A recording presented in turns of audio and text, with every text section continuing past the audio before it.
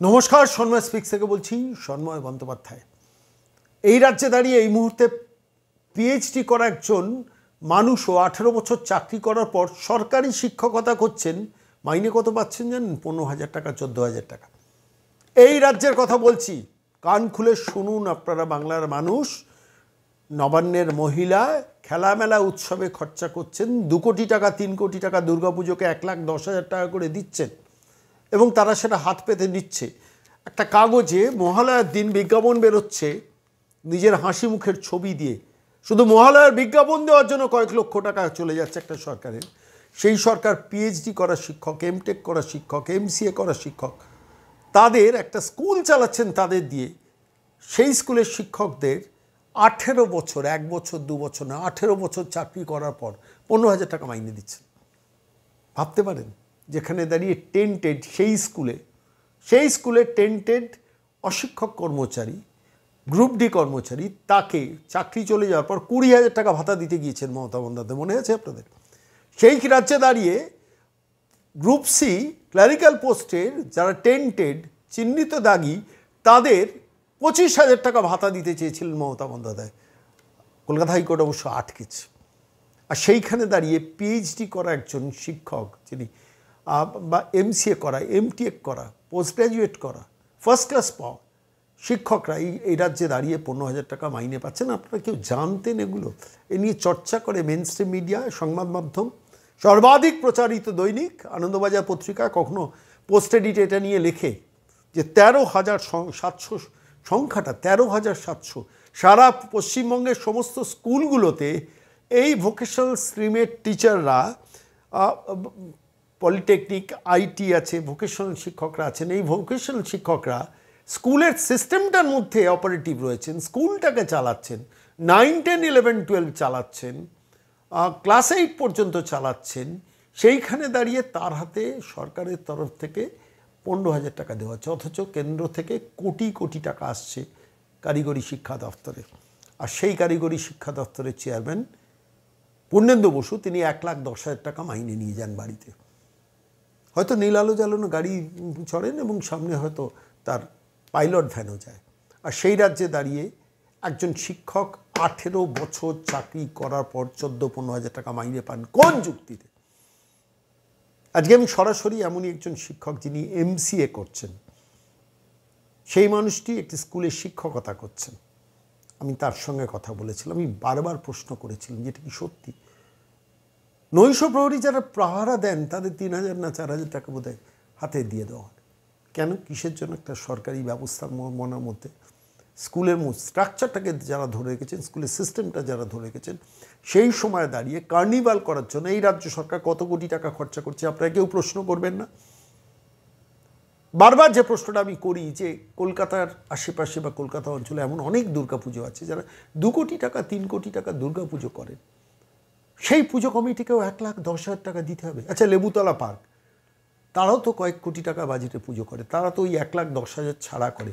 কলকাতার আশেপাশে পুজো কমিটিগুলো বলতে পারতেন না মুখ্যমন্ত্রী মমতা বন্দ্যোপাধ্যায়কে যে আপনি দিয়েছেন, আপনাকে ধন্যবাদ, কিন্তু আমি 1,10,000 টাকা নেব না, এটা কারিগরি শিক্ষকদের দিন, যারা পিএইচডি করছেন, এমসিএ করছেন, এমটেক করছেন, তাঁদের হাতে দিন।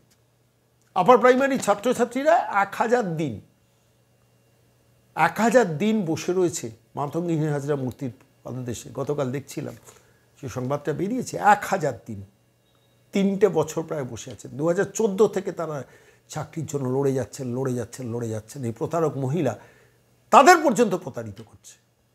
আমি আজকে সরাসরি একজন টেকনিক্যাল লাইনের শিক্ষক, ভোকেশনাল ডিপার্টমেন্টের শিক্ষক শুভাশিস বন্দ্যোপাধ্যায়কে ফোনে ধরেছিলাম, তার কথা শোনাবো। কিন্তু বিকল্প কী?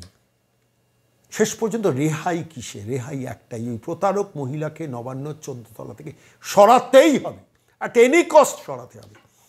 কীভাবে সরাবেন? আপনারা যা ভোকেশনাল লাইনের শিক্ষক, আপনারাও প্রস্তুতি নিন, তা নাহলে এর থেকে রেহাই আপনারা পাবেন না। একদিকে ফাঁকা খাতা দেওয়া চাকরি, একদিকে ওয়েমার শিট ম্যানেজমেন্ট করা চাকরি, একদিকে নেতাদের অনুগত লোকজন এই লাইনেও ঢুকিয়েছে। ব্যাকডোর দিয়ে কত শিক্ষককে এভাবে ঢুকিয়েছেন দেখেছেন? আর সেইখানে দাঁড়িয়ে একজন উচ্চশিক্ষিত মানুষের আজকে এই জীবনের দুর্দশা। আবার বাইরে পরিযায়ী বাঙালিরা কেন যাচ্ছেন? ফিরে আসুন, আপনাদের 5,000 টাকা দেবো, লজ্জা লাগে না বলতে? আমি ঠিক এই মুহূর্তে দাঁড়িয়ে সরাসরি আজকে পুজোর আবহে যখন এই মুহূর্তে দাঁড়িয়ে মাতৃপক্ষ পড়েছে, মানুষ উৎসবে মেতেছেন, উৎসবে মাতিয়েছেন, ৩,০০০ পুজো কমিটির পুজোর উদ্বোধন করছেন, মণ্ডপ উদ্বোধন করছেন, প্রতিমা উদ্বোধন করছেন না, সের কথাও মহালয়ার দিন শুনতে হয়েছে আমাদের। ঠিক সেই আবহে দাঁড়িয়ে রাজ্যে শিক্ষক সমাজ কেমনভাবে বেঁচে আছে, এই শিক্ষক সমাজকে নিয়ে তত আলোচনা হয় না, মেনস্ট্রিম মিডিয়া সেভাবে সরব হয় না, কিন্তু আমরা কথা বলছি টেকনিক্যাল এডুকেশন লাইনে ভোকেশনাল শিক্ষকরা কেমন আছেন বাংলায়।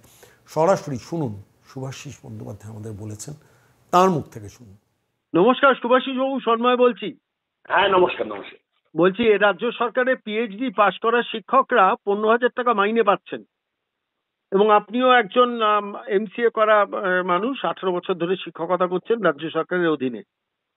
15,000 টাকা মাইনে 18 বছর চাকরি করার পর, একটু আপনাদের সম্বন্ধে বলবেন? আমরা আসলে কারিগরি শিক্ষা দপ্তরের অধীনে যে 3টি বিভাগ আছে, পলিটেকনিক, তারপর আইটিআই এবং তার সঙ্গে ভোকেশনাল, এই ভোকেশনালটা কিন্তু কোনো প্রাইভেট এজেন্সির ভোকেশনাল নয়, এটা সরকার পোষিত ভোকেশনাল। এবং এই আমাদেরকে টেকনিক্যাল এডুকেশনের মধ্যে 2013 সালের বিধানসভায় বিল এনে নেওয়া হয়েছে। ফলে আমরা সরকারের একেবারে সরাসরি সরকারের অধীনে আওতাভুক্ত। কতজন আছেন সরকারের অধীনে? প্রায় 13,700। 13,700 জন। আচ্ছা। শিক্ষক প্রশিক্ষক, মানে আমাদের দুটো ট্রেড, শিক্ষক এবং প্রশিক্ষক, টিচার ইনস্ট্রাক্টর, এবং তার সঙ্গে সামান্য কিছু আমাদের নৈশপ্রহরী আছেন। নৈশপ্রহরীদের জীবন অতিষ্ঠ করে তুলেছে এর মধ্যেই। তাদের দেওয়া হয় মাত্র 3,000 টাকা, আর কোনো সুযোগ সুবিধা মানুষগুলোকে দেওয়া হয় না। আর শিক্ষক প্রশিক্ষকদের আপনি যেটা বললেন, আমাদের মধ্যে একেবারে মানে অনার্স গ্রাজুয়েট থেকে শুরু করে পিএইচডি পর্যন্ত সব ধরনের শিক্ষক প্রশিক্ষক আপনি পাবেন। তারপরেও এই দীর্ঘ 18 বছরের যন্ত্রণা, আজকে অনেক শিক্ষক আত্মহত্যার পথ বেছে নিচ্ছে সংসার চালাতে না পেরে। এমন একটা অবস্থায় আমাদের কাছে নির্দিষ্ট তথ্য এলো, 182 কোটি টাকা দপ্তরে আসা সত্ত্বেও কোনো এক অজ্ঞাত কারণে সেই টাকা ব্যয় না করে আমাদের বেতন বৃদ্ধি তো করলেনই না, তার সঙ্গে কোন রকম সুযোগ সুবিধা সমস্ত কিছু থেকে বঞ্চিত করছে দিনের পর দিন আমাদের। আপনাদের কারিগরি শিক্ষা দপ্তরের অধীনে আপনারা কাজ করেন, তাই তো? হ্যাঁ। এবং সেখানকার সেখানকার চেয়ারম্যান সম্ভবত, আমি যদি ভুল না বলি, পূর্ণেন্দু বসু। আমি তো শুনেছি পূর্ণেন্দু বসু লক্ষাধিক টাকার মাইনে পান তিনি। 1,10,000 টাকা বেতন পান। 1,10,000 টাকা তিনি মাইনে পান। এবার আমার আপনার কাছে প্রশ্ন যে এটা এই মানে আপনারা যতজন বললেন 13,700 জন শিক্ষক প্রশিক্ষক, আপনারা ক্লাস নেন কোন কোন স্ট্যান্ডার্ডে? মানে আমি বলছি 9, 10, 11, 12 এই ক্যাটাগরিতে কি? হ্যাঁ, আমাদের যেটা 10+2 আছে তাতে 11, 12 এর ক্লাস নিতে হয়, আর যেটা আছে শর্ট টার্ম কোর্স তাতে 8 লেভেলের ক্লাস নিতে হয়। কিন্তু আপনি অবাক হবেন শুনলে যে রাজ্যের এই শিক্ষা দুর্নীতির কেলেঙ্কারিতে এই সমস্ত স্কুলগুলোকে বাঁচাচ্ছে এই ভোকেশনাল টিচাররা। তাদেরকে সারা দিন সকাল 10টা থেকে 4টে পর্যন্ত গাধার পরিশ্রম করতে হয়, স্কুলের জেনারেল ক্লাস নিতে হয়, আমাদের সমস্ত কিছু হয় দিনের পর দিন। আপনি যদি কোনো একটি স্কুলে যে কোনো দিন ঢুকে যান, গেলে দেখতে পাবেন হয় প্যারা টিচার অথবা ভোকেশনাল টিচার জেনারেল ক্লাসে নিচ্ছে। এই আমাদের উপর নির্ভর করে চলছে এই পুরো শিক্ষা ব্যবস্থাটা। আমার আপনার কাছে একটা প্রশ্ন, সেটা হচ্ছে যে এইভাবে দিনের পর দিন সমকাজে সমবেতনের এই যে ডায়লগ আমরা মাঝে মাঝে শুনি না আদালতের নির্দেশে, তো সেইখানে দাঁড়িয়ে সমকাজে সমবেতন একজন স্কুলের শিক্ষক, একটু ভালো করে ভেবে দেখুন, আমার এটা মনে হচ্ছে বলে বলছি, গ্রুপ সিতে যারা চুরি করে চাকরি পেয়েছিল বা টেন্টেড, তাদের 25,000 টাকা রাজ্য সরকার ভাতা দেবে বলেছিল। সুপ্রিম কোর্টের রায়ের পর রাজ্য সরকার ঘোষণা করেছিল, এবং সেটাও কোর্টে গিয়ে আলটিমেটলি আটকে গেছে। এবং গ্রুপ ডি স্টাফ, যে স্কুলে আপনি হয়তো শিক্ষকতা করেন, সেখানে গ্রুপ ডি স্টাফ তার চাকরি চলে গেছে চিহ্নিত দাগি বলে, ফলত আলটিমেটলি তাকে রাজ্য সরকার 20,000 টাকা ভাতা দেবে বলছিল। আর আপনারা এমসিএ করা শিক্ষক, আপনারা পিএইচডি করা শিক্ষক, তাদের 15,000 টাকায় 13,700 জনকে ফেলে রেখে দিয়েছে। ব্যাপারটা কি মানে যে স্কুলে আপনি কাজ করছেন সেই স্কুলেই হয়তো গ্রুপ সি গ্রুপ ডি আপনার থেকে বেশি মাইনে পাচ্ছে, তাই নয় কি? একদমই। ফলে আমরা বলেছিলাম, আমাদের খুব বিরাট দাবি ছিল না সরকারের কাছে, আমরা বলেছিলাম 1,086, 1,091। এই যে আপনি আইসিটি কম্পিউটার নাম করে কিছু ছেলে মেয়েকে ঢুকিয়ে দিয়ে, নিজেদের লোকজন কাকা মামা পিসিদের ঢুকিয়ে দিয়ে তাদের একটা বিরাট পরিমাণ 20,000+ বেতনের কাঠামো দিয়ে দেওয়া হয়েছে। আমরা নির্দিষ্ট করে বলেছি ওখানে একটা বিরাট দুর্নীতি, এবং সেখান থেকে সার্টিফিকেট পয়সা দিয়ে কিনে তাদেরকে ওইখানে ঢুকিয়ে দিয়েছে। অথচ অথচ দেখুন, যেহেতু এই এতগুলো বছর, আমরা প্রায় 17-18 বছর, কেউই 12-13 বছরের কম নেই। তার কারণ 11 সালের পর থেকে নিয়োগ বন্ধ করে এই শিক্ষা ব্যবস্থাটাকে হত্যা করতে চাইছে সরকার। একদম নিয়োগ পর্যন্ত নেই, যে নতুন করে রিক্রুটমেন্টও বন্ধ, এবং একদম বন্ধ, মাইনে দেওয়ার কথা সেটাও দেওয়া হচ্ছে না, তাই তো? না না না, একদম না। সুভাষবাবু অনেক ধন্যবাদ, আমরা এদিকে নজর রাখবো। তার কারণ এই উৎসবের আবহে কোটি কোটি টাকা রাজ্য সরকার খরচা করছে, কোটি কোটি টাকা খরচা করছে উৎসবের জন্য, কার্নিভালের জন্য, ক্লাবগুলোকে দেওয়া 2 কোটি টাকা 3 কোটি টাকা, দুর্গাপুজোকে 1,10,000 টাকা দিচ্ছে। আর ঠিক সেই সময় দাঁড়িয়ে দিস পয়েন্ট অফ টাইম একজন শিক্ষক তিনি পিএইচডি করার পরও 15,000 টাকা মাইনে পাচ্ছেন, তাই তো? একদমই একদমই।